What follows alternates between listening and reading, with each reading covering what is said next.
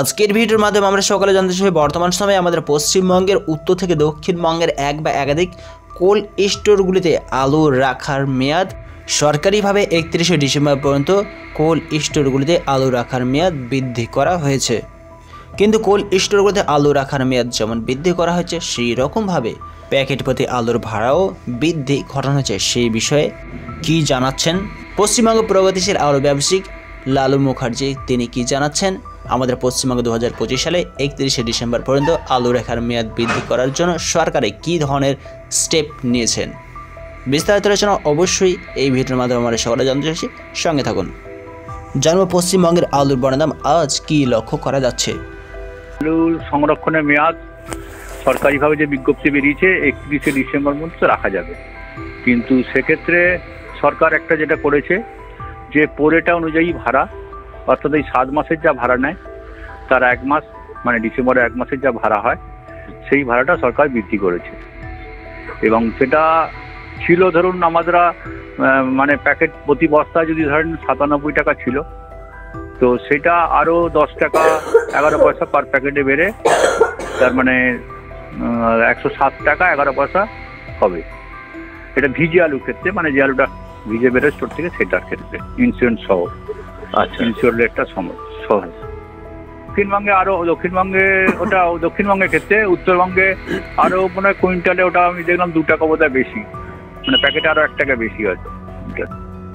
আমাদের সংগঠন বা আমাদের সংগঠন এখনো মনে করে যে এই বছরে কৃষকের আলু সংরক্ষণ বেশি ছিল, সারা বছর কৃষক লোকসান করেছে এবং এখনো যেটা সংরক্ষণ আলু আছে সেটা কিন্তু বেশিরভাগটাই কৃষকের। সেই জন্য এক্ষেত্রে ভাড়া বৃদ্ধিটা না করি সরকার যদি এক্সটেনশন সময়টা বাড়াতো সেটাই মনে হয় ভালো লাগতো, সেটাই হয়তো ঠিক হতো। তো ভাড়া বাড়ার আমরা বিপক্ষে, ভাড়াটা ঠিক দেওয়ার পক্ষে এই মুহূর্তে নয়।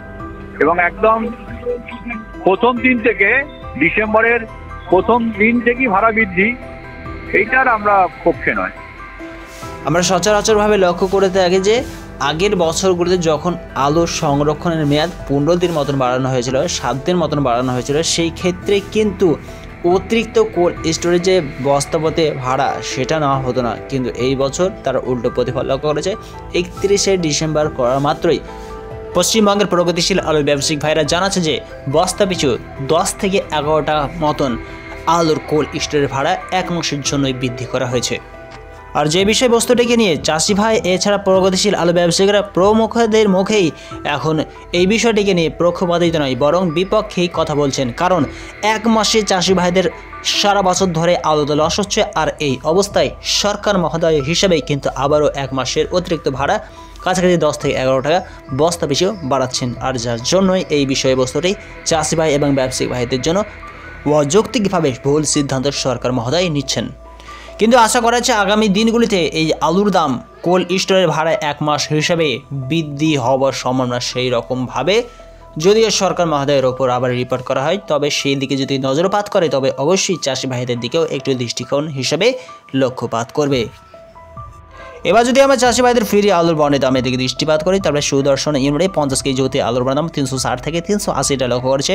সুমদ্রকার ইউনিটে 50 কেজি জ্যোতি আলুর দাম 350 টাকা চলছে। তুফানগঞ্জ ইউনিটে 50 কেজি জ্যোতি আলুর বর্ণের দাম কাছাকাছি 260 টাকা লক্ষ্য করা যাচ্ছে। পশ্চিমবঙ্গের রানাপাড়া ইউনিটে 50 কেজি জ্যোতি আলুর বর্ণের দাম 350 টাকা চলছে। পন্ডে বাড়িতে 50 কেজি জ্যোতি আলুর দাম 250 টাকা লক্ষ্য করেছে, 50 টাকা কেটে পড়েছে। মশাল ইউনিটে 50 কেজি জ্যোতি আলুর দাম 450 টাকা লক্ষ্য করা যাচ্ছে। মাথা ভাঙাতে 50 কেজি জ্যোতির দাম 260 টাকা চলছে। এছাড়া ফালাকাটাতে 50 কেজি জ্যোতির দাম 40 টাকা মাইনাস হয়ে 260 টাকা দেখা যাচ্ছে। গোজারমড়ি ইউনিটে 500-450 টাকা আলুর দাম শোনা যাচ্ছে।